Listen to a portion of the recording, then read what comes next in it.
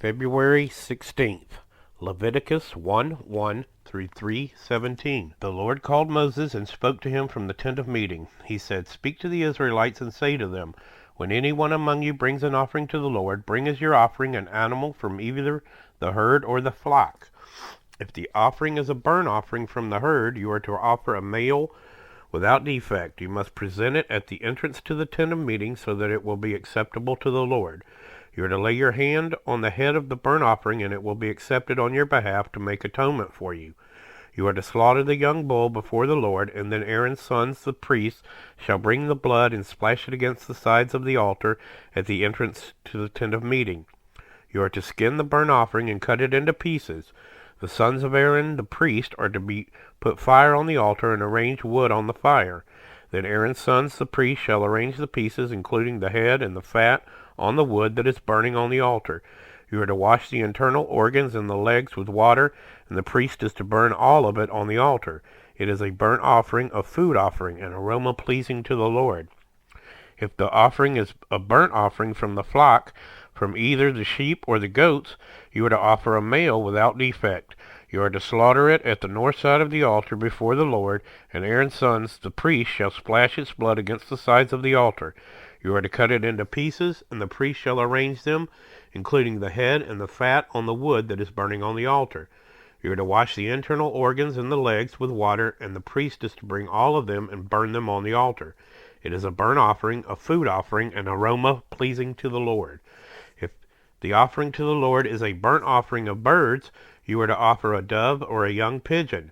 The priest shall bring it to the altar, wring off the head, and burn it on the altar. Its blood shall be drained out on the side of the altar. He is to remove the crop and the feathers, and throw them down east of the altar where the ashes are. He shall tear it open by the wings, not dividing it completely, and then the priest shall burn it on the wood that is a burning on the altar. It is a burnt offering, a food offering, an aroma pleasing to the Lord. When anyone brings a grain offering to the Lord, their offering is to be of the finest flour. They are to pour olive oil on it, put incense on it, and take it to Aaron's sons the priest. The priest shall take a handful of the flour and oil, together with all the incense, and burn this as a memorial portion on the altar, a food offering, an aroma pleasing to the Lord. The rest of the grain offering belongs to Aaron and his sons. It is the most holy part of the food offerings presented to the Lord. If you bring a grain offering baked in an oven, it is to consist of the finest flour, either thick loaves made without yeast and with olive oil mixed in, or thin loaves made without yeast and brushed with olive oil. If your grain offering is prepared on a griddle, it is to be made of the finest flour mixed with oil and without yeast. Crumble it and pour oil on it. It is a grain offering. If your grain offering is cooked in a pan, it is to be made of the finest flour and some olive oil. Bring the grain offering made of these things to the Lord, present it to the priest, who shall take it to the altar. He shall take out the memorial portion from the grain offering and burn it on the altar as a food offering, an aroma pleasing to the Lord. The rest of the grain offering belongs to Aaron and his sons. It is a mostly holy part of the food offerings presented to the Lord. Every grain offering you bring to the Lord must be made without yeast, for you are not to burn any yeast or honey in a food offering presented to the Lord. You may bring them to the Lord as an offering of the first fruits, but they are not to be offered on the altar as a pleasing aroma. Season all your grain offerings with salt. Do not leave the salt of the covenant of your God out of your grain offerings. Add salt to all your offerings. If you bring a grain offering of first fruits to the Lord, offer crushed heads of new grain roasted in the fire. Put oil and incense on it. It is a grain offering. The priest shall burn the memorial portion of the crushed grain and the oil together with all the incense as a food offering presented to the Lord. If your offering is a fellowship offering, if you offer an animal from the herd, whether male or female, you are to present it before the Lord, an animal without defect. You are to lay your hand on the head of your offering and slaughter it at the entrance of the tent of meeting. Then Aaron's sons, the priests, shall splash its blood against the sides of the altar. From the fellowship offering you are to bring a food offering to the Lord, the internal organs and all the fat that is connected to them, both kidneys with the fat on them near the loins, and the long lobe of the liver which you will remove from the kidneys. Then Aaron's sons are to burn it on the altar on top of the burnt offering that is lying on the burning wood. It is a food offering, an aroma pleasing to the Lord. If you offer an animal from the flock as a fellowship offering to the Lord, you are to offer a male or female without defect. If you offer a lamb, you are to present it before the Lord, lay your hand on its head, and slaughter it in front of the tent of meeting.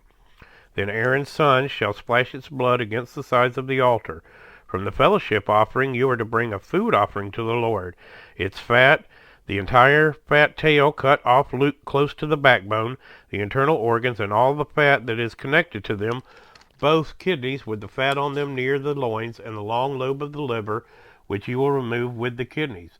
The priest shall burn them on the altar as a food offering presented to the Lord. If your offering is a goat, you are to present it before the Lord, lay your hand on its head, and slaughter it in front of the tent of meeting. Then Aaron's sons shall splash its blood against the sides of the altar.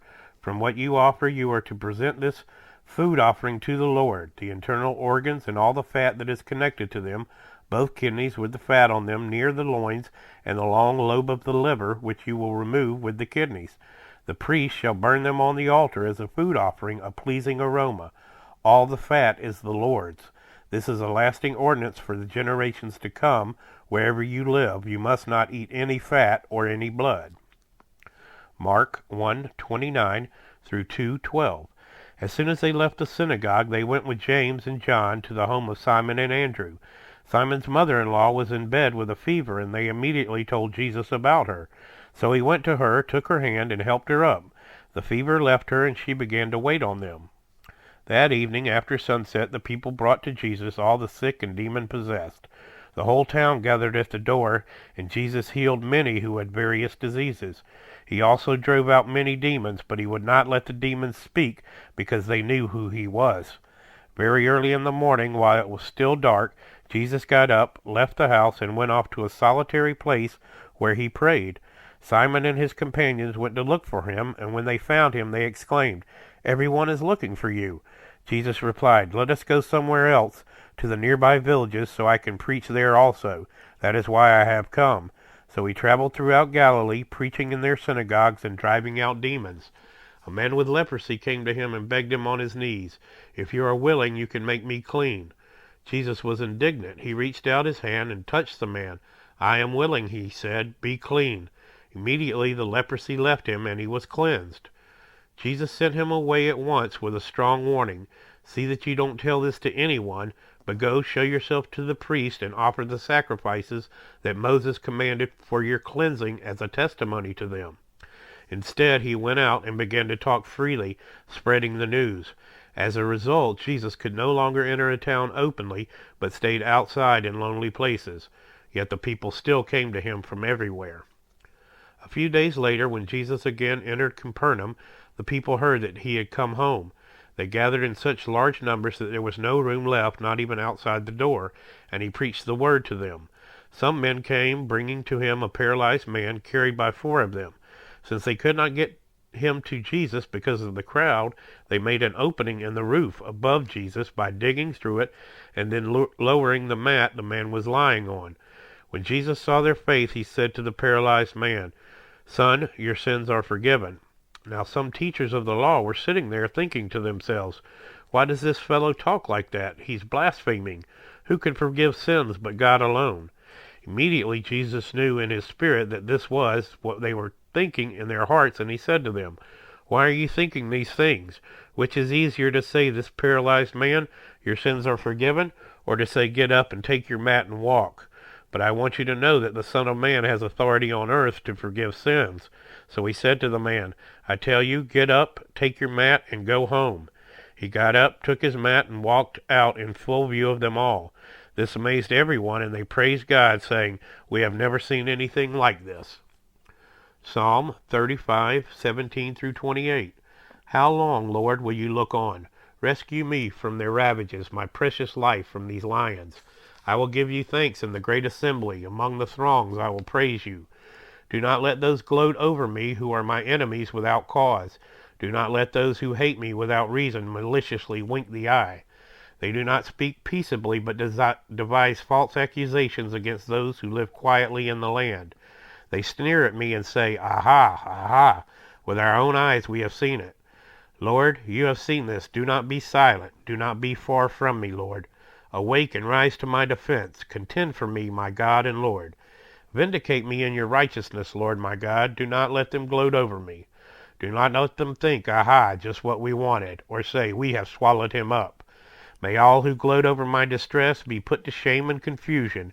May all who exalt themselves over me be clothed with shame and disgrace. May those who delight in my vindication shout for joy and gladness. May they always say, the Lord be exalted, who delights in the well-being of his servant. My tongue will proclaim your righteousness, your praises all day long. Proverbs 9:13 through 18. Folly is an unruly woman. She is simple and knows nothing.